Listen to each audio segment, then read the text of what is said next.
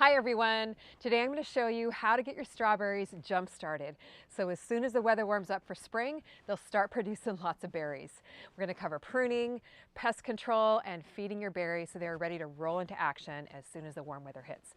Now, a few little facts about strawberries. They are perennials, which means they come back year after year, but over the winter time they go dormant. So that's why mine are looking pretty shabby. In northern climates though, you want to mulch your strawberries or cover them with some kind of frost protection to keep them alive. In southern climates, they might look like this. You might get a few berries, but we got a warm spell coming, so let's jump them into action here. Well, strawberries grow very well in containers. I love to grow them in strawberry crate towers. This one is stacked 3 crates high, and it's lined with the Smart Pots crate liner. It's the same fabric that all the Smart Pots are made out of. It's breathable. It allows for really good air circulation of the strawberries. They don't get root bound. They spill over the sides. They look really pretty. It's a great way to grow a lot of strawberries in a little bit of space. Step 1 to jumping your strawberries into production for the spring is pruning. Now you want to prune because it takes off all of the old, crispy, dry, dead looking leaves and sends all the energy into producing brand new growth, which will eventually produce new flowers and new fruit. So we're not going to take off any of this green growth, but we are going to take off anything that looks dry and dead or diseased. So you want to clip all the dry growth off all the way up to the crown. Now you don't want to nick the crown, which is kind of the base of the strawberry plant, because you don't want to kill the plant. So we're just going to trim off all this dry, crispy growth. Now you do want to use a nice sharp pair of pruners. These are the hose link pruners, and I love them because they're a really pretty pink color. Now, as far as strawberry runners go, strawberry runners are those offshoots that come off the mother plant. And a lot of times you can root these for brand new plants. But when you're growing for strawberry production, you want to clip the runners so all the energy goes into producing berries, not producing free plants like these runners do. So I'm going to go through and get this strawberry crate tower all pruned up. It's going to look so much better. And we're going to be ready to produce some fresh new leaves and berries.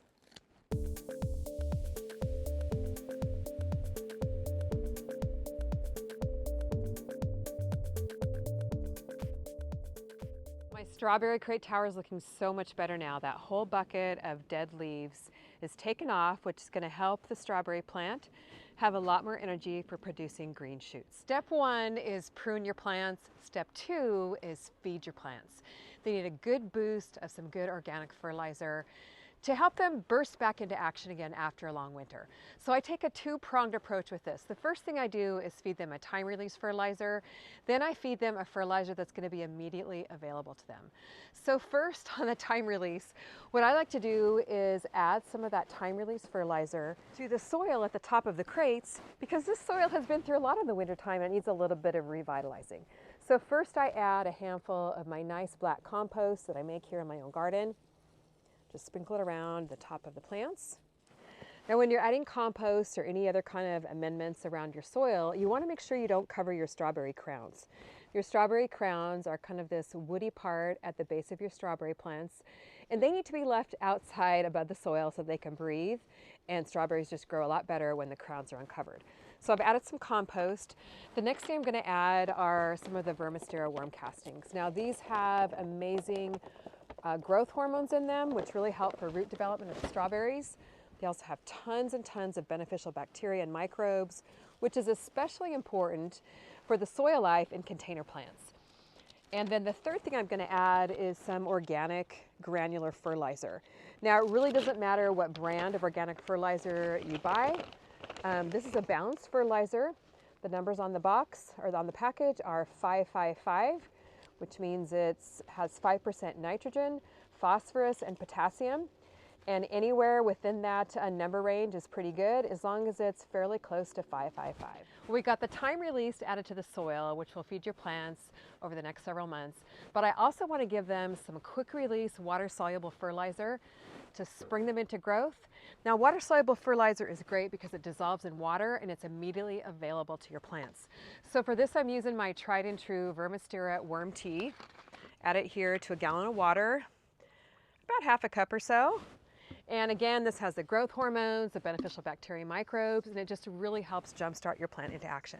And I also like to give them something that's higher in nitrogen for a lot of green leafy growth. They're looking pretty bare right now, so they really do need a nice little spurt of leaf growth to help jump them into action. So for this, my go-to is the Good Dirt Plant Food, higher in nitrogen. Add about 3 or 4 pumps here to my watering can. We're gonna water it down, soak in all the good compost, the granular fertilizer, and the worm castings with a nice good dose of this water-soluble fertilizer. I have my crate towers hooked up to drip irrigation.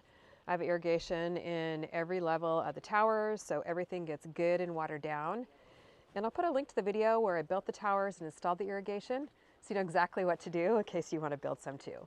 So basically I'm just watering it, letting it soak in, watering it some more, so all the good nutrients soak down through the different levels of the tower. If you want to, you can even take your towers apart and water each level so that all the fertilizer soaks down into each and every plant.